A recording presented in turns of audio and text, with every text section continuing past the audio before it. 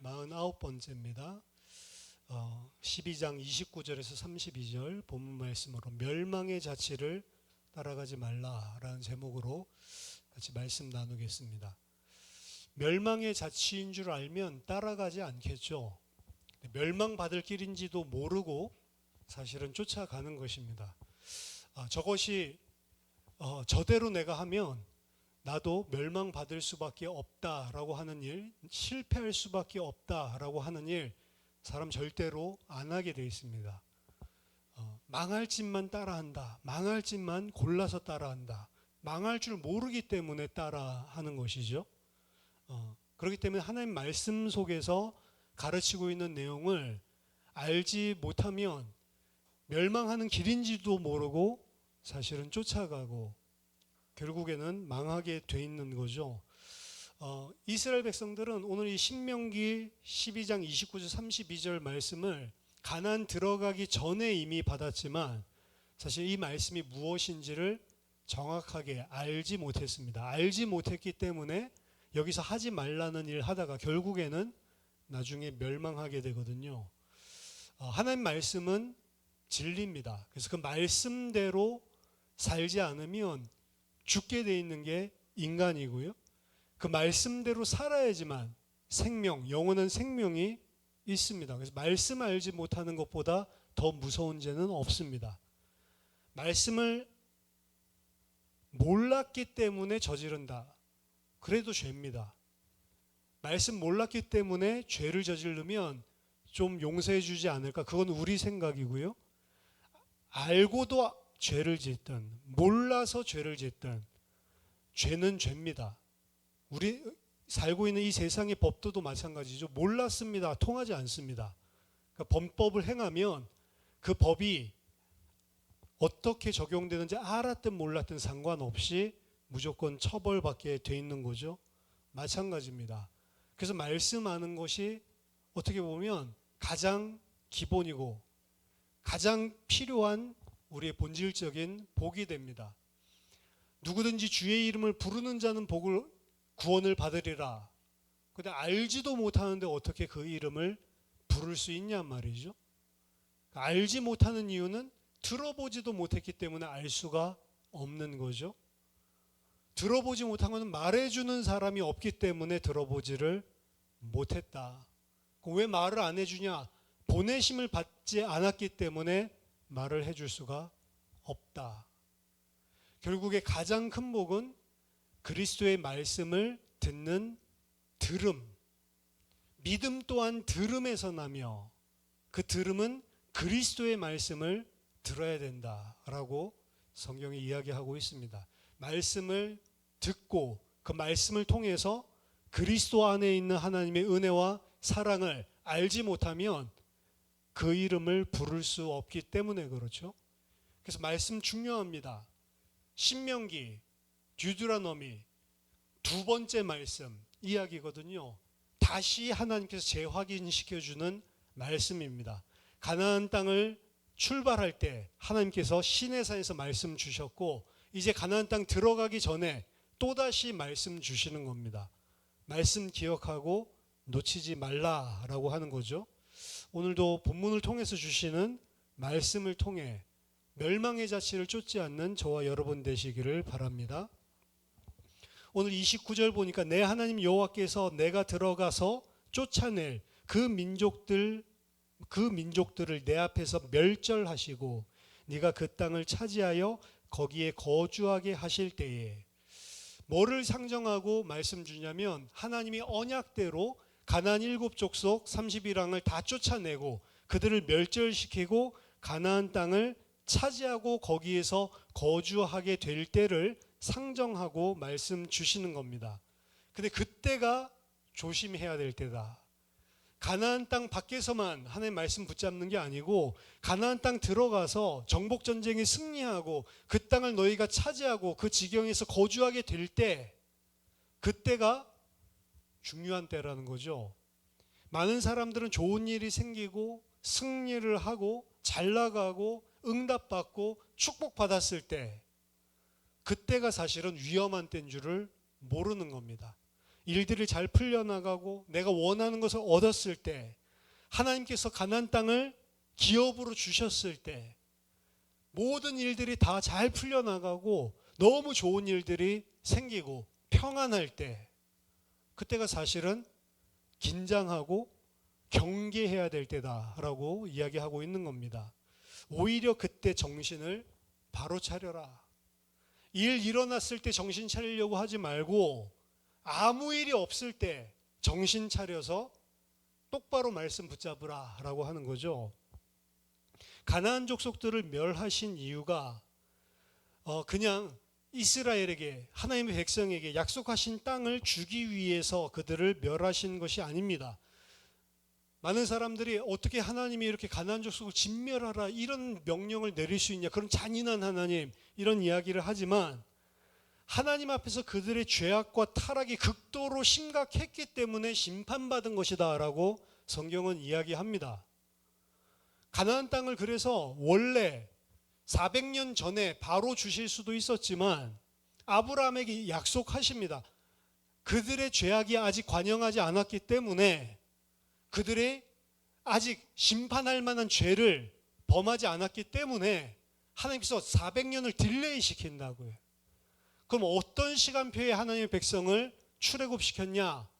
그들이 하나님의 진멸을 당할 수밖에 없는 범죄가 극악에 달했을 때 사실은 하나님께서 이스라엘을 출애굽시키고, 그리고 그 땅을 정복전쟁이라는 형태를 통해 심판하시는 거란 말이에요. 그렇기 때문에 하나님은 부당하다라고 말할 수 없습니다. 하나님 앞에 그들의 죄가 극에 달했기 때문에, 마치 홍수 심판 때랑도 똑같죠. 극에 달했을 때 하나님 심판하듯이 그들이 심판받을 만한 때에 하나님께서 이스라엘 백성을 통해 가나안 정복하게 하신 것입니다. 우리들이 생각하는 정의, 공의보다 하나님 생각하는 정의, 공의가 훨씬 더 정확하고 훨씬 더 공의롭다라는 것을 인정을 해야 됩니다. 가나안 족속들을 멸하신 이유, 레위기 18장 24절 25절, 이 똑같은 것이 이스라엘에게도 적용될 수 있음을 경고하십니다. 너희는 이 모든 일로 스스로 더럽히지 말라. 이 모든 일은 앞에 가나안 백성들이 어떤 범죄를 저질렀는지를 나열하고 있습니다. 우상 숭배와 음란, 타락상을 열거하고 난 다음에 너희는 이 모든 일로, 이 백성들이 행했던 것처럼 너희 스스로를 더럽히지 말라. 내가 너희 앞에서 쫓아내는 족속들이 이 모든 일로 말미암아 더러워졌고 그 땅도 더러워졌으므로 내가 그 악으로 말미암아 벌하고 그 땅도 스스로 그 주민을 토하여 내느니라. 좀 명확하죠? 왜 아무 죄도 없는 애들 다 죽이냐? 아무 죄도 없는 게 아니라니까요. 그들이 심판, 진멸 당할 수밖에 없는 죄 가운데 있었기 때문에 하나님께서 심판하신 것입니다. 근데 그들을 쫓아내고 그 땅을 차지한 이스라엘 백성들, 그럼 쫓아냈으니까 좋다? 아니라는 거죠. 그들과 똑같이, 만약 너희들이 그들과 같이 행하면 너희도 진멸당하고 너희도 그 땅에서 토해냄을 당한다라고 하는 게 들어있는 것입니다. 즉 가나안 땅을 차지하게 됐을 때, 하나님이 그 땅을 기업으로 줬을 때 오히려 영적으로 긴장해라 라고 하는 거죠. 바울은 이것을 영적으로 전신갑주를 취하라 라고 이야기합니다. 에베소서 6장 12절부터 18절까지 전신갑주 이야기가 나오죠. 우리의 씨름은 혈과 육을 상대하는 것이 아니요 통치자들과 권세들과 이 어둠의 세상 주관자들과 하늘에 있는 악의 영들을 상대함이라. 그러므로 하나님의 전신갑주를 취하라. 이는 악한 날에 너희가 능히 대적하고, 중요합니다. 그 다음, 모든 일을 행한 후에 서기 위함이라. 가나안 땅 다 정복하고 무너지면 아무 소용 없다는 거죠. 모든 일을 다 행하고 난 이후에 서기 위함이라. 영적인 싸움을 사단과 하는데, 사단과 할 때 큰 일, 엄청난 중요한 일, 그게 중요한 게 아닙니다. 그 일 하고 난 다음에 무너지면 아무 소용이 없는 거예요. 그러니까 어떻게 보면 큰 승리를 하는 것보다 큰 승리를 하고 난 이후가 중요하단 말입니다. 그래서 옛날부터 그런 말이 있어요. 사단이 너희들 은혜 받는 거 아무 걱정하지, 눈 깜빡하지 않는다. 너희들이 크게 헌신하고 하나님 큰일 하는 거 눈 깜빡하지 않는다. 왜? 그 후에 넘어뜨리면 되니까. 보통은 큰일 하고 넘어지고 중요한 일 하고 넘어지고, 그러니까 모든 일을 행한 후에 서는 게 영적인 싸움이에요. 가나안 정복했는데 무너져 버린단 말이죠. 모르면. 바울 또한 열심히 복음을 전지만 나는 향방 없는 것처럼 복음 전하고 하나님 사역하는 게 아니다라고 이야기합니다. 고린도전서 9장 보면 쭉 나오죠. 9장 27절 결론으로 내가 내 몸을 쳐 복종하게 함은 내가 남에게 전파한 후에 도리어 자신이 버림을 당할까 두려워합니다. 나는 신나게 복음 전해서 다른 사람 살아났는데 그 일을 하고 자신은 오히려 하나님께 버림당할 영적인 상태가 될 수 있다는 거죠. 많은 하나님의 일을 한 것 같은데 본인이 교만해지고 본인이 하나님 앞에 쓸모없는, 버림당할 수밖에 없는 상태가 되는 것을 두려워한다는 거죠. 그래서 바울의 신경은 나를 통해 많은 사람이 살아나고 선교, 전도 일어나는 것, 그것보다 내가 하나님께 복종하고 있냐, 이 부분을 이게 영적으로 무너지지 않는 전신갑주를 취하는 가장 중요한 목적입니다. 그래서 나는 내 몸을 쳐서 복종시킨다. 하나님 많은 일들을 다 하고 하나님이 나를 통해 엄청난 역사를 일으키고, 하지만 나는 그 후에 버림당할 수밖에 없는 상태가 되지 않을까, 이걸 염려하는 거죠. 이 부분이 살아있지 않으면 안 된다. 우리는 오히려 거꾸로입니다. 어려운 일 당하고 고난 당하면 막 하나님 붙잡으려고 하는데 그런 거 없으면 하나님 안 붙잡습니다. 있을 때 잘해야 되는데 있을 때 감사한 줄 모르는 거죠. 근데 그러면 안 된다는 겁니다. 가나안 땅 잘 차지하고 정복 잘했고 그곳에서 평안을 누릴 때 그때에 하나님을 기억해라. 근데 보통 그때 딴 살림을 차리고 그때 딴 생각을 하니까 넘어진다는 거죠. 영적인 전쟁, 아무 일도 없고 감사한 일들이 생겼을 때 자신을 지켜라. 이게 오늘 본문에서 주는 중요한 메시지 중 하나입니다. 두 번째는 12장 4절, 너희의 하나님 여호와께는 너희가 그처럼 행하지 말고, 이게 12장 초반에 나오는 이야기거든요. 근데 지금 이제 두 번째 30절 31절 나오는 내용이 그 내용과 서로 수미상관을 이루고 있는 내용입니다. 12장 4절에서 너희는 그들처럼 행하지 말라라고 했었던 내용은 뭐였냐면, 그들은 어떻게 했냐, 그들의 신을 높은 산이든지 낮은 산이든지 푸른 나무 아래든지 자기들이 원하는 장소에서 원하는 방식으로 그들의 신을 섬겼는데, 너희는 그렇게 하지 말고, 너희는 그렇게 행하지 말고, 너희는 내가 너희에게 지시할 한 곳에 모여서 제물을 가지고 와서 여호와께 예배드리라. 이게 이제 12장 초반부에 나온 이야기였거든요. 그리고 이제 12장 말미에서 주제 내용상 같습니다.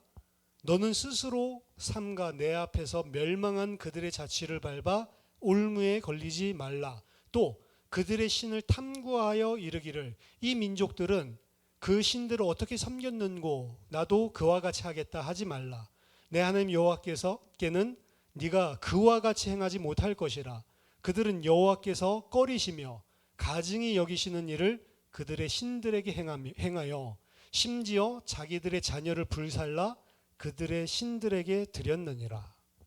앞에서는 그들과 같이 너희들이 원하는 곳에서 아무 데서나 예배드리지 말라, 이걸 이야기했고요. 오늘 30절 31절에서는 그들을 따르지 말라라고 하는 것을 좀 더 비유적인 표현으로 멸망한 그들의 자취를 밟아 올무에 걸리지 말라, 그들의 삶을 따라 행하지 말라라고 간단하게 이야기했지만, 말미에서는 그들의 삶을 따르는 게 뭐냐? 멸망의 올무에 걸리는 일이다.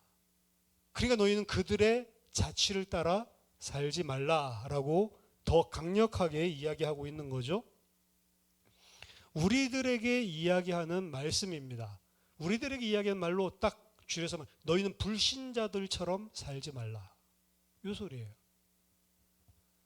이방 민족들이 그들의 신을 섬기는 것 같이 여호와께 하지 말라. 내 하는 여호와께는 네가 그와 같이 행하지 못할 것이라. 여호와 하나님을 섬기고 여호와 하나님을 예배하는데 불신자들이 거짓 신들에게 행하듯이 너희는 그렇게 하면 안 된다. 그것은 멸망의 올무에 걸리는 일이다 라고 이야기하는 거죠. 불신자처럼 살아서는 안 된다. 세상에서 구별된 자를 보고 성도, 거룩한 무리라고 이야기하는 겁니다. 세상에 살고 있지만 세상에 속하지 않은 자, 하늘 시민권, 천국 시민권을 가지고 있는 자, 너희의 시민권은 하늘에 있는지라. 세상에서 살고 있지만 세상과 소속이 다른 자로 살아가는 거죠. 그들의 삶에 동화되지 않는 것입니다. 문제는 성도들끼리 살면은 큰 문제가 없을 건데 세상 속에서 불신자들과 함께 살기 때문에 문제입니다.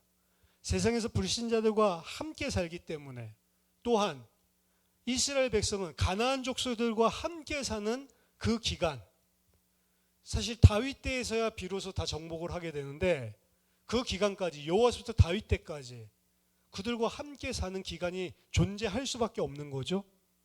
한꺼번에 다 초토화를 시키지 않는 이상 그들과 함께 사는 삶의 기간은 분명히 있는 거죠. 우리들도 마찬가지입니다. 예수 믿자마자 바로 천국 가면 상관이 없는데 예수 믿는데도 불구하고 이 땅의 불신자들과 세상 속에서 저주받은 세상 속에서 일하지 않으면 먹고 살 수 없는 그 세상 속에서 불신자들과 함께 살아가야 된단 말이죠. 이게 딜레마입니다. 그 세상 속에 살지만 세상에 속하지 않은 자로 살아야 되는데 어떻게 되기가 쉬워요?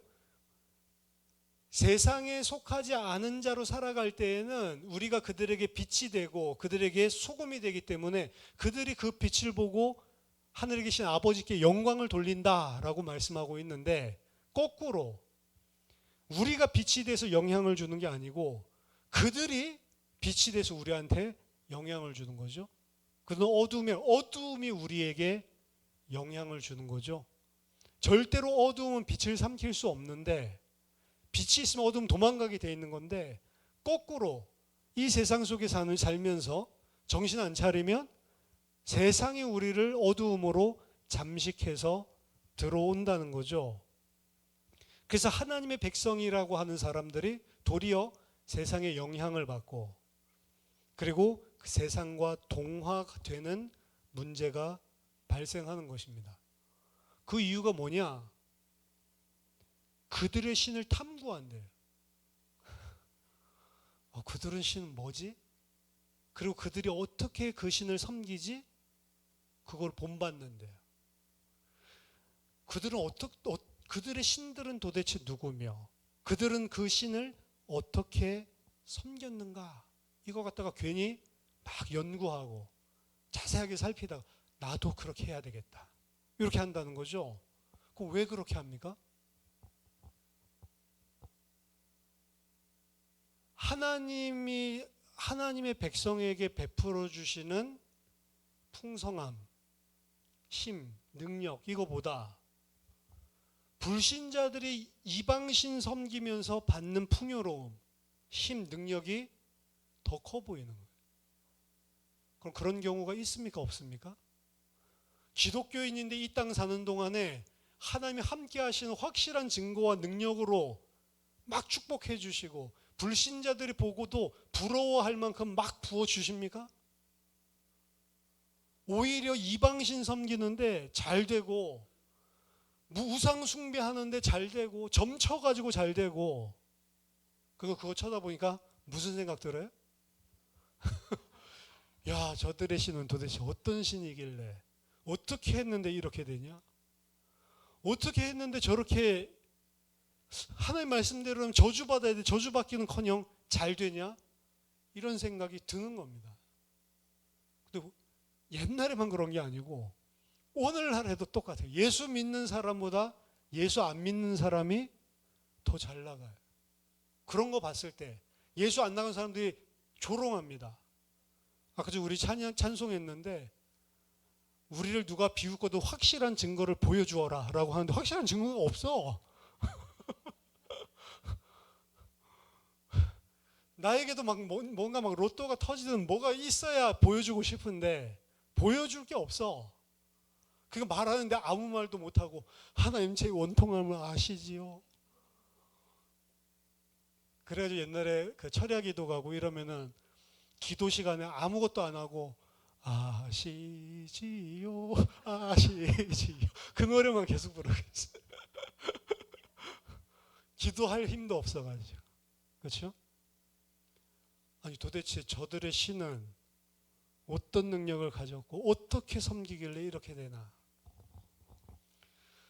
열왕기하 16장 보면 이 기가 찬 일이 발생합니다. 열왕기하 16장 10절에서 18절까지 제가 읽어드리면 히스기야 왕의 아버지 아하스 왕 이야기입니다. 아하스 왕이 악한 왕 같은데 아하스 왕이 사실은 힘 있는 왕이었어요. 이스라엘 왕들 중에, 유대 왕들 중에.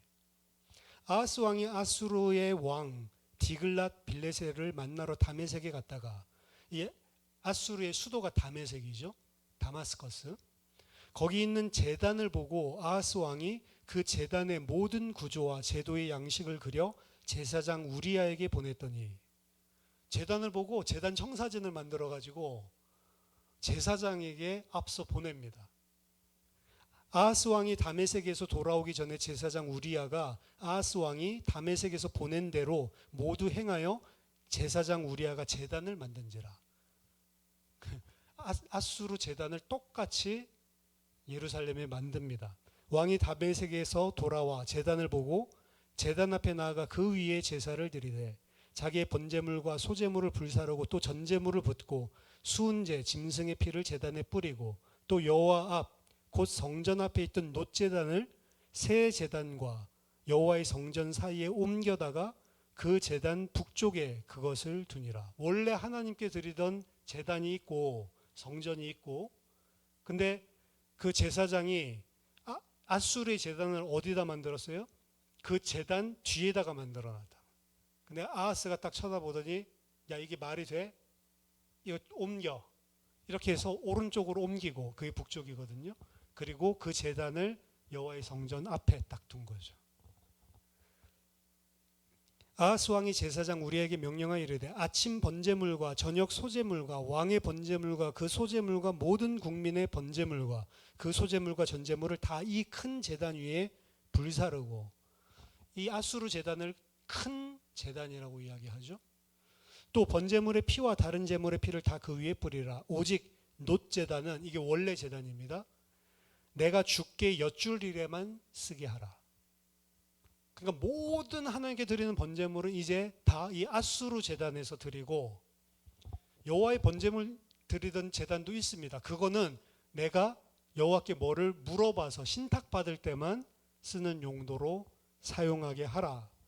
제사장 우리아의 아하스 왕의 제사장 우리아가 아하스 왕의 모든 명령대로 행하였더라. 아하스 왕이 물두멍 받침의 옆판을 떼내고 물두멍을 그 자리에서 옮기고 또 놋바다를 놋소 위에서 내려다가 돌판 위에 그것을 두며 또 안식일에 쓰기 위하여 성전에 건축한 낭실과 왕이 밖에서 들어가는 낭실을 아수르 왕을 두려워하여 여호와의 성전에 옮겨 세웠더라. 이게 지금 유다가 범한 죄 중에 가장 극악한 죄 중에 하나입니다. 그럼 왜 아수르 제단을 갑자기 청사진 만들어 가지고 이거대로 그리라 라고 했을까요? 아수르가 당시에 최대 강국이니까. 그들은 어떻게 그 신을 섬기는지를 연구해 보니까 저런 제단에서 번제를 드려야 이게 신통방통하게 역사가 일어나는 거예요. 이렇게 생각하는 거예요. 그러니까 여호와 앞에도 어떻게 해요? 그 아수르 신 섬기는 거랑 똑같은 제단을 가지고 와서 그 앞에서 섬기는. 그 말은 뭐예요? 이렇게 하면 여호와가 우리나라를 더 아수르처럼 강력하게 해주지 않을까. 저 조그만 보잘것없는 놋제단 말고 아수르 제단에서.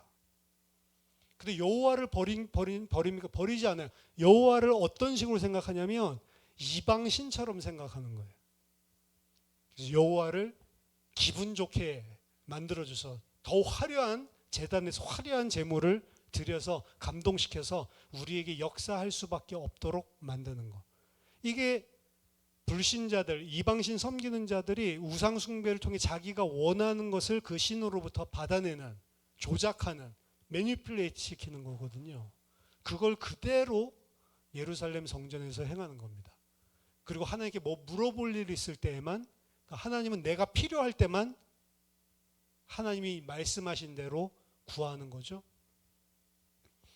이게 아하스데이. 그러니까 그 아들이 히스기야예요.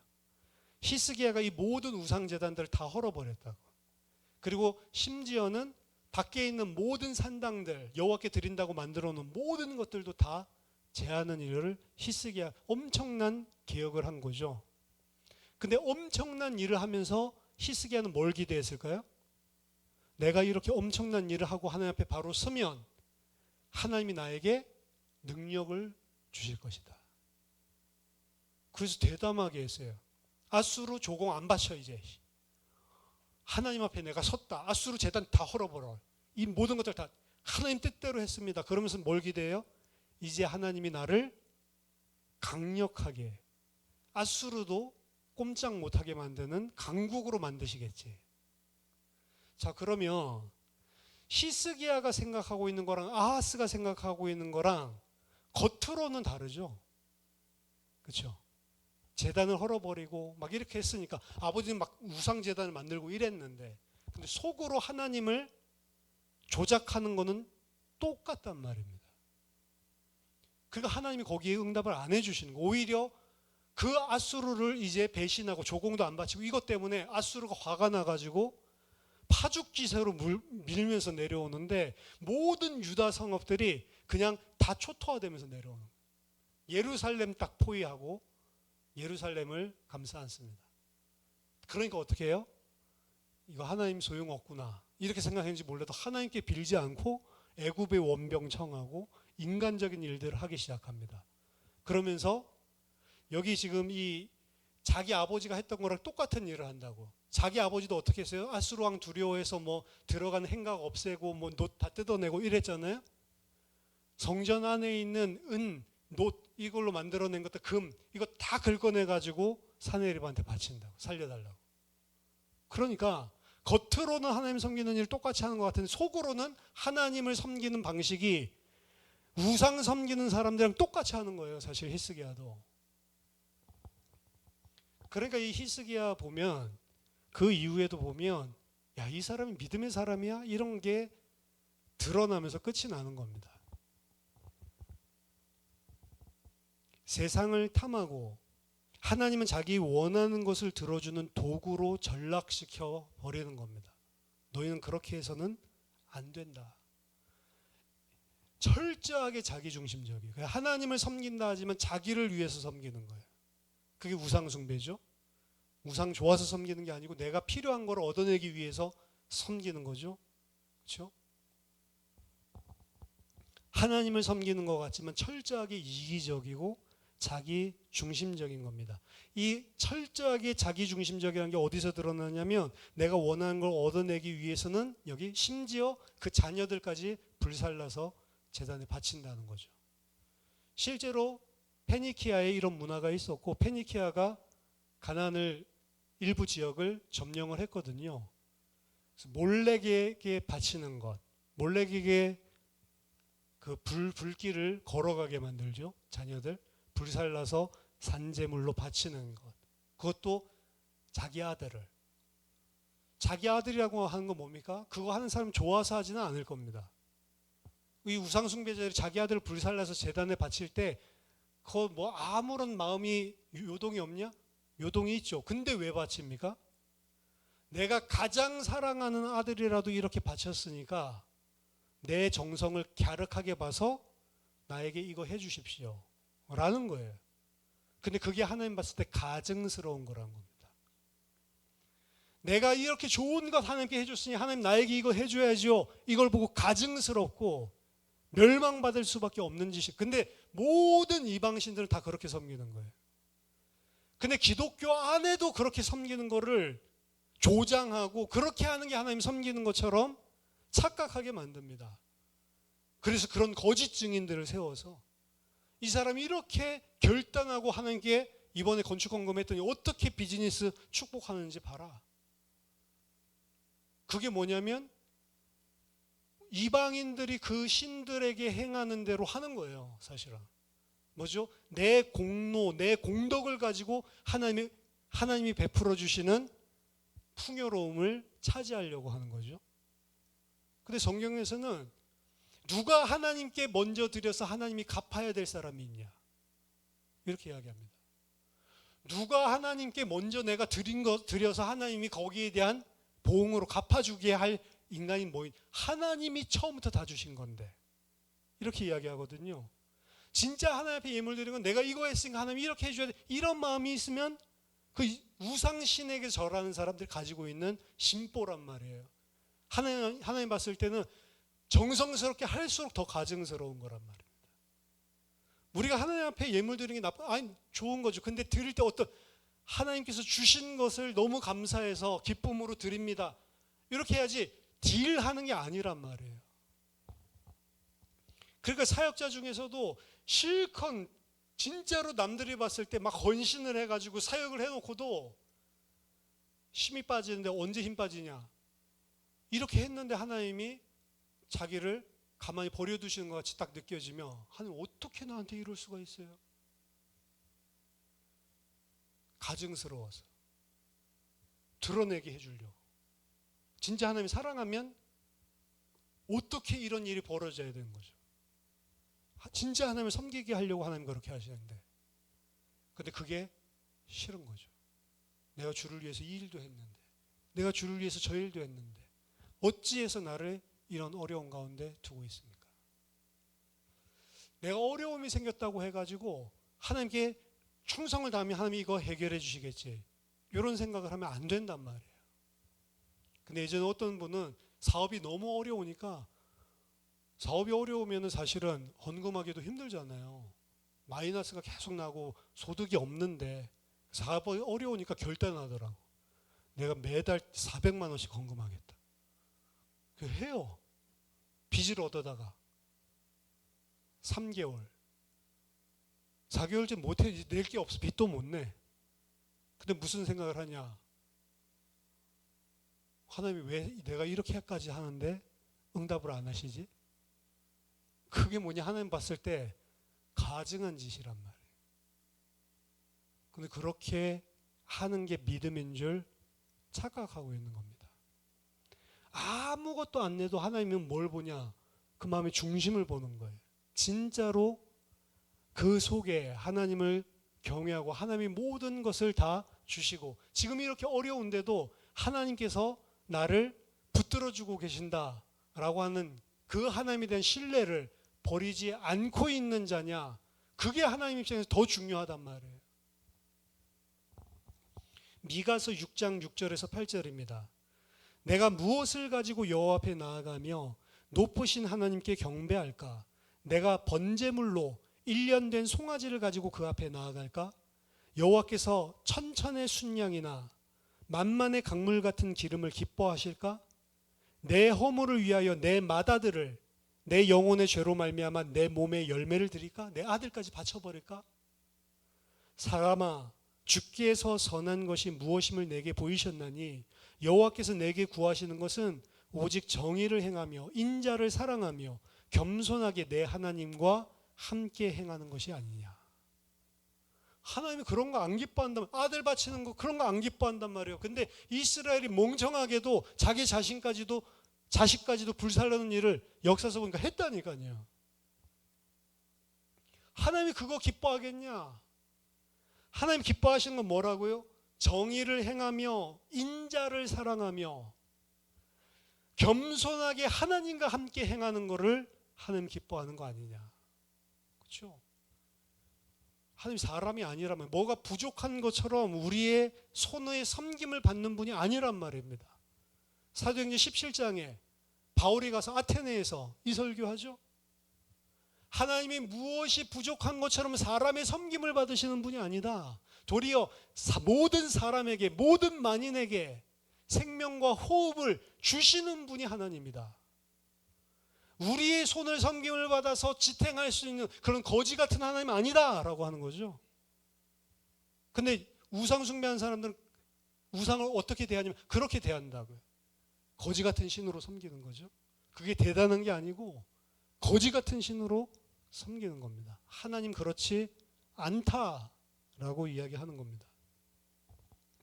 도리어 거꾸로 어떻게 살아야 되냐? 어떤 환난과 고난 속에서도 하나님의 말씀대로 하나님께 순종하고 하나님을 끝까지 신뢰하면서 살아가는 거죠. 고난을 당하는 중에도 하나님을 신뢰하기 때문에 참고 견디는 거죠.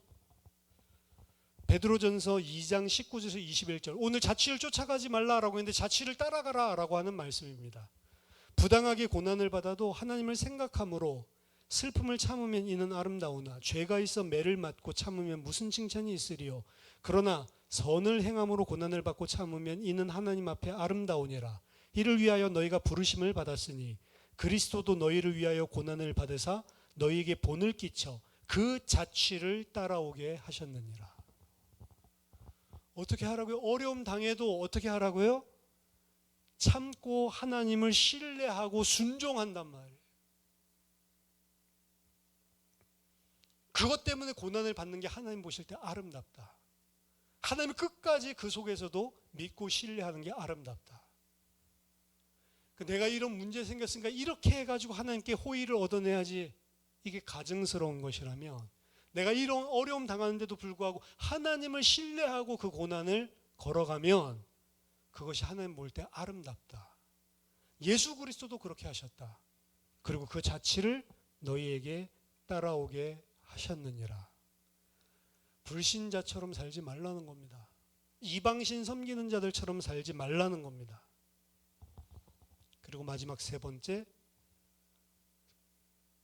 하나님의 모든 말씀을 지켜 행하고 그것에 가감하지 말라라는 거죠. 내가 너희에게 명령하는 이 모든 말을 너희는 지켜 행하고 그것에 가감하지 말지니라. 신명기 4장 2절에서 이미 말씀하셨습니다. 내가 너희에게 명령하는 말을 너희는 가감하지 말고 내가 너희에게 내리는 너희 하나님 여호와의 명령을 지키라. 이미 앞에서 말씀하셨죠. 잠언서 30장 6절에서 너는 그의 말씀에 더하지 말라. 그가 너를 책망하시겠고 너는 거짓말하는 자가 될까 두려우니라.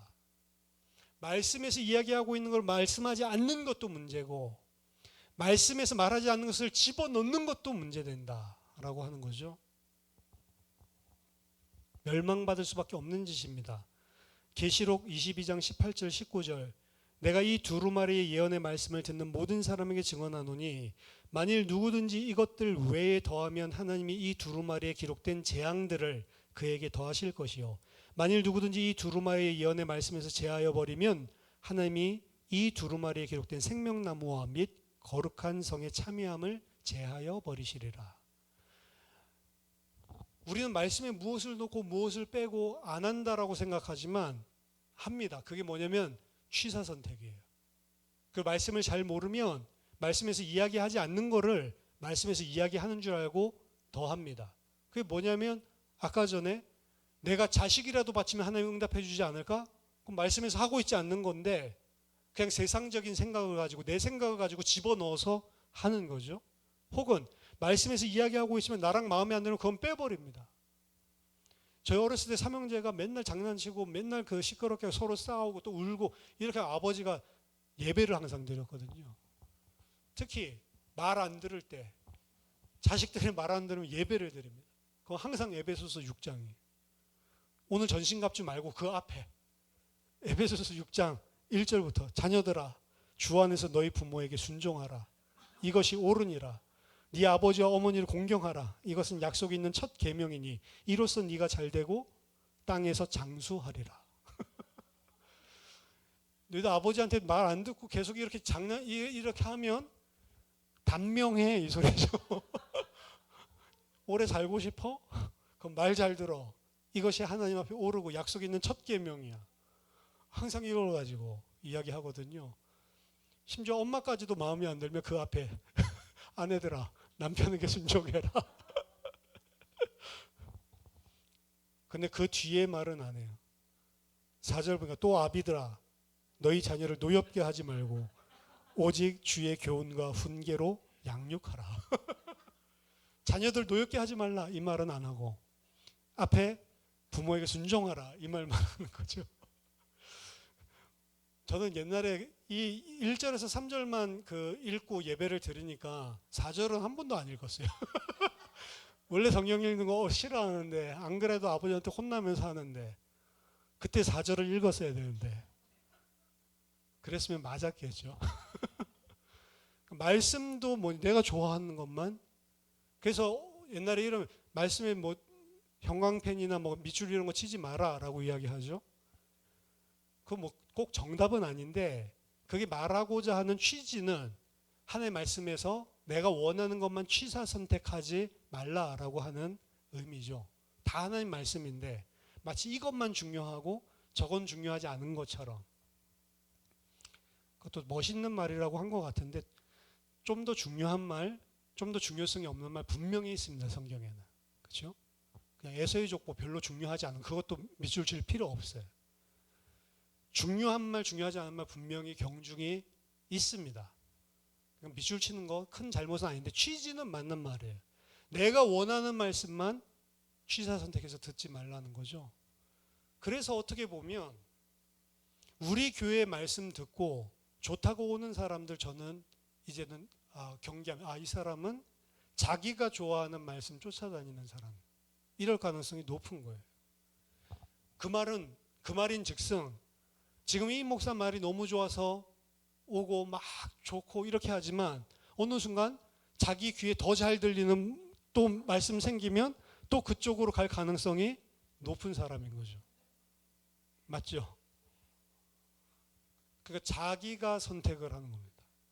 그 옛날에 중세교회 같으면 선택권이 없는데 중세교회 때는 그냥 천주교 그냥 하나니까 그 지역에 있는 성당 그냥 나가면 되는 건데 그전에는 그래서 잘못해가지고 교회에서 추방당하면 다른 교회 갈 데가 없었어요. 그냥 아예 생명에서 끊어지는 것 같이 느꼈습니다. 그래서 그러니까 교회에서 어떻게 보면 너 이런 죄 회개 안 해? 너 파문이야. 딱 파문시켜버리면 끝이에요. 그 두려워하죠. 오늘날 교회에서 출교시키면 어떻게 하죠? 이제 다른 교회 가면 되지. 그렇죠. 다른 교회에서 출교했는지 뭐 했는지 어떻게 해요? 지가 말하지 않는 이상. 양심 고백하지 않는 이상. 출교했어도 잘하면 되지 뭐. 품어주는데. 그렇죠? 말씀을 내가 원하는 방식으로 취사 선택하지 말라고 하는 겁니다. 가나안 땅 들어가기 전에 이 경고를 했다는 것은 가나안 땅 들어가서 하나님의 말씀도 지가 원하는 것만 탁 붙들고 원하지 않는 건 듣지 않을 가능성이 높아지는 거죠.